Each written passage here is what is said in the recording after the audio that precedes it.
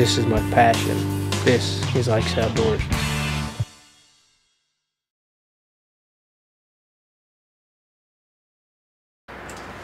Hey guys, Ike here from IkesOutdoors.com. In this video, I've got a special guest who's going to give you guys some turkey hunting tips. Derek is a guy I respect quite a bit for his ability as a turkey hunter. He's got quite a few turkeys on the wall and he's had a lot of good success, and he has a lot of knowledge when it comes to turkey hunting. When it comes to calling, that's not really the way that I hunt. When it comes to hunting turkeys, I hunt them more like deer.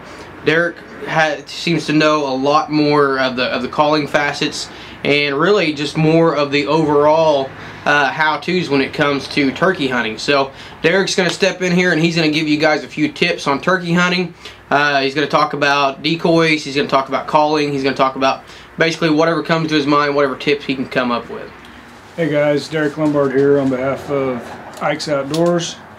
I'm going to give you guys hopefully some tips today on upcoming spring turkey season based upon about 18 years experience that I've got turkey hunting. Again, what I want to share with you guys today, these are tips that work for me, may not necessarily work for you. You guys may have your own style, your own things that you've learned over the years as well. So with that being said, we'll go ahead and get started. Real quick, my two preferred tools of the trade: mouth call, slate call. There's a lot of good push button calls out there on the market. There's box calls. Like I said, you guys may have your own preference. Those are just two of my preferred methods. One of the things, just real quick, for those of you that don't know, on condition your slate call, I just use a piece of just regular sandpaper, keep in my pack with me. What you want to do is you want to go across the grain like this. And I always like to take, as far as the grit, 80 grit, 120, anything will work.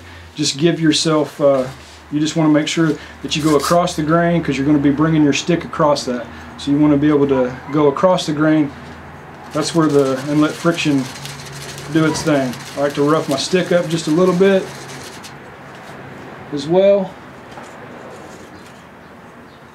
Go through, got just your basic yelp, same thing, you know, you can do your cutting on that as well. Typically I use the slate call first thing of the morning whenever I go in and set up, when the birds are still on the roost. A lot of times I'll use a slate call and a mouth call at the same time. Get two different sounds. Sounds like a couple different birds. Certainly not going to hurt.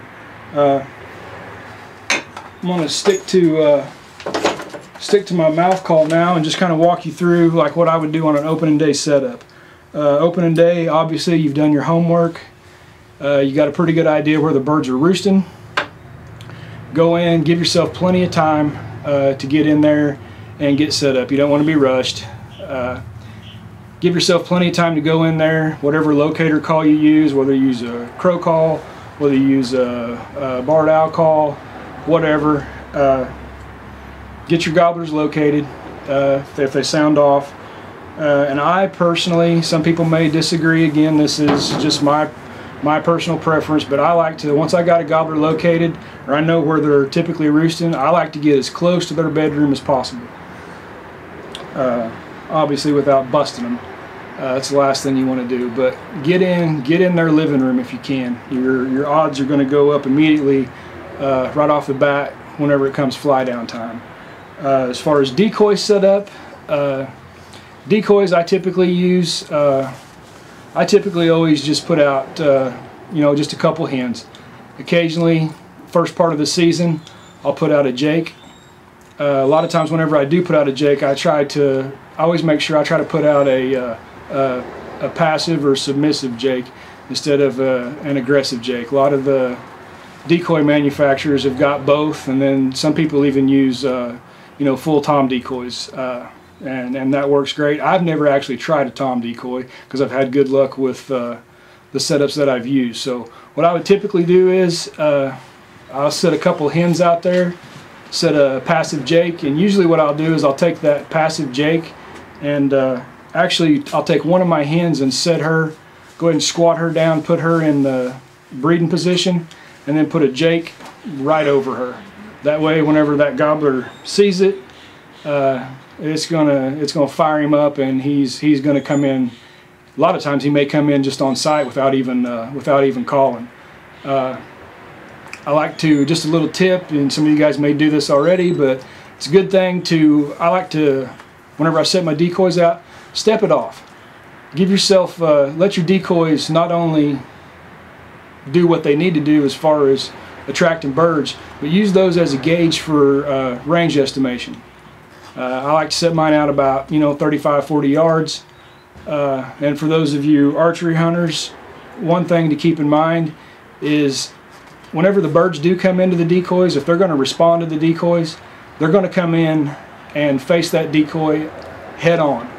So one trick for you archers out there is put those decoys, whatever your comfortable range is, whatever you feel comfortable that you can make a clean, ethical shot, put those decoys facing you. That'll give you an advantage, because especially if the tom's strutting, because whenever he comes in there, he's going to come in and he's going to face those decoys. And especially if he's in full strut, obviously he can't see what's behind him. That's another thing. Also keep in mind, a turkey, the way the Almighty made them, they can see 300 degrees.